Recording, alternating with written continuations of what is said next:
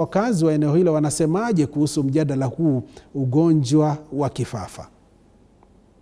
Naam, Onsare, na tukizidi kuhusisha umma mjini Nyahururu, nimeweza kutembelea waendeshaji au wahudumu wa bodaboda ambao nimekusanya maoni yao kuhusiana na mjadala wa siku ya leo unaohusiana na ugonjwa wa kifafa. Kwa sasa wacha tusikie wana yepi ya kusema. Kwa majina naitwa Peter Wagura. Mimi ni mkaaji na mwenyeji wa Nyahururu. Hapa ni Wamete Ward. Kuhusu ugonjwa wa kifafa, kuhusu jamii. Mtu kama amekuwa amegojeka huu ugonjwa wa kifafa, inafaa ama itabidi familia yao kumwangalia kwa njia mwafaka sana. Kwa sababu mgonjwa wa kifafa anaweza kaa kwa kitchen ama kwa table room na ukute ule mtu ameanguka na hakuna mtu ambaye anaweza mshughulikia. Ule ugonjwa wa kifafa inaweza mfanya ule mtu ajiume ulimi. Na kujiuma kwake kwa ulimi inaweza sababisha mpaka kifo. So inabidi wale familia wako na watu kama wale wajaribu kuangalia vizuri na pia kuwalisha vizuri, kwa sababu maisha ya mtu ambaye ni mgonjwa wa kifafa inakuwa katika hali ya hatari. Kwa hivyo katika familia, katika jamii, kuangalia sana kama wale watu wanatumia dawa ipasavyo. So wakati anatumia zile dawa, hafai kukaa karibu sana na moto.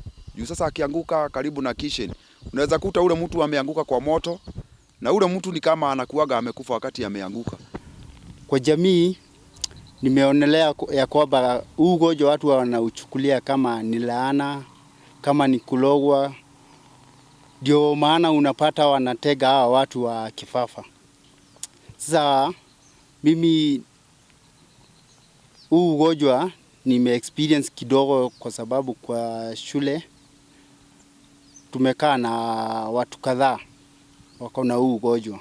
Na hawa watu wanafaa kukaa kila wakati kuna mtu karibu naye, kwa sababu huna masaa ama dakika yenye huu ugonjwa utapata huu mtu. Huu mtu wako na hatari mingi sana. Na Onsare, kama vile ambavyo umesikia kutoka kwa wahudumu wa bodaboda mji huu wa Nyahururu, anasema kuwa ugonjwa wa kifafa umechukuliwa kama laana kwa jamii nyingi, hivyo wanatoa hamasa au wanatoa wito kwa jamii kuweza kukumbatia wagonjwa wenye wanaugua kifafa. Kutoka kwangu mie Laban Muhinda, nikiwa hapa mjini Nyahururu, huku ni kaunti ya Laikipia, sina la kuongeza la kuregesha usukani kwako Onsare. Na shukran sana Laban Muhinda kwa kushirikiza wakazi kutoka Nyahururu kuzungumzia swala hili.